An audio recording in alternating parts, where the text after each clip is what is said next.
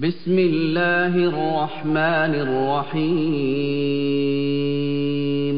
Allah Subhanahu wa taala mengatakan, wa minhum man ahadallah la in atana min fadli lanasaddaqanna wa lanakunanna minas salihin falamma atahum min fadlihi bakhilu bihi wa tawallaw wa hum mu'ridun.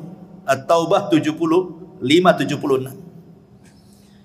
Ada di antara manusia yang berjanji kepada Allah Subhanahu wa taala, kalau Allah memberikan kepadaku harta yang banyak, aku akan sedekah, aku akan menjadi orang baik.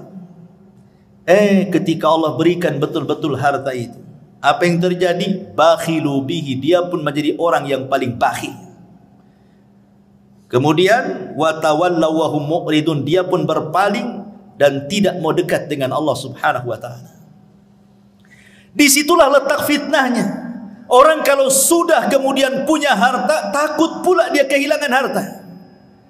Karena dia takut kehilangan harta, bukan dia yang kuasai harta, harta pula menguasai dia. Disitulah bahayanya. Makanya ketika Allah Subhanahu wa taala menguji kita dengan zakat dan sedekah, perhatikan. Terkadang kita harus memberi zakat dan sedekah kita ini kepada orang yang tidak ada kait mengait dengan usaha kita. Orang yang kita kasih itu terkadang dia tidak membantu usaha kita, bahkan mungkin gak kenal kita dengan dia, tapi kita dituntut memberinya, padahal dia tidak punya andil dengan kekayaan kita. Itu ujian harta namanya. Bisa kita memberi kepada orang yang tidak kenal dengan kita. Lain kalau seandainya kita memberi pekerja dalam usaha kita, wajar karena dia andil dalam usaha kita. Ini orang nggak pernah kerja sama kita, nggak pernah memberi modal sama kita, kenal pun tidak, tahu-tahu menjulurkan tangannya minta sedekah dari kita. Di sini diuji oleh Allah, mau memberi atau tidak. Disinilah fitnah harta itu muncul. Makanya Qarun adalah orang yang paling dekat dengan Nabi Musa, ahli dan pakar Taurat. Ketika membaca Taurat paling indah suaranya, orang suka dengan Qarun. Itu lagi miskin-miskinnya. Setelah dibentangkan kekayaan kepada Qarun, mulailah dia jahat. Kalla innal insana la yatgha an ra'ahu istaghna. Sekali-kali jangan begitu. Terkadang ketika Allah bentangkan kehidupan dunia, melampaui batas pula Anda. Ketika Nabi Musa disyariatkan zakat, kemudian menyuruh orang untuk mengambil zakat dari Qarun, apa kata Qarun? Innama utituhu ala ilmin indi.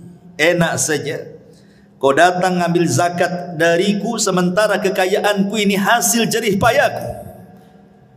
Lelah letih aku mencarinya. Qarun menjadi bakhil.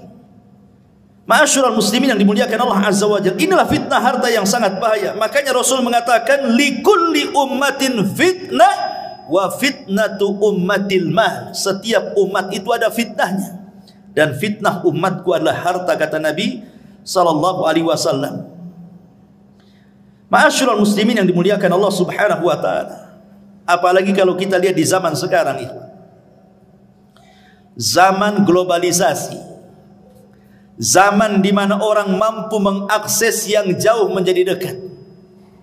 Tontonan setiap hari kita bisa lihat di televisi, YouTube dan semua media-media massa. Lihat yang dipertontonkan di hadapan kita. Terkadang sinetron-sinetron, film-film, semua bicara kemegahan. Konten-konten YouTube hanya bicara soal rumah megah, kendaraan megah, tanah luas, macam-macam. Sementara yang nonton itu orang-orang miskin, orang-orang susah. Kebayang dia kepengen seperti itu. Tengok tetangga rumahnya makin besar, kebayang kapan saya seperti dia. Akhirnya ketika itu bayangannya lupa dengan yang di atas, karena dia ingin mengejar hayalannya. Di situ fitnahnya. Ma'asyiral muslimin yang dimuliakan Allah Subhanahu wa taala, padahal kalau kita melihat hakikat harta, kata ulama, at-tajmi' wa tafriq. Harta itu sebenarnya hanya dikumpul-kumpul, habis itu ditinggal. Coba lihat orang-orang yang kaya miliarder itu, triliunan uangnya itu, kekayaannya masih numpuk di atas bumi, dia pula sudah pulang ke bawah bumi. Siapa yang menikmati itu? Dia lelah mencari harta, lelah berkeringat dari muda sampai tua jadi orang kaya. Habis itu terkena penyakit, mati. Dia belum sempat menikmati kekayaannya. Siapa yang menikmati? Ahli warisnya. Terkadang ahli warisnya tidak bersyukur dengan kekayaan ditinggalkan orang tuanya. Tidak ada pun dia bersedekah untuk orang tua yang sudah mewariskan hartanya kan. Itulah fitnah harta di sini. Tajmi wa tafrid.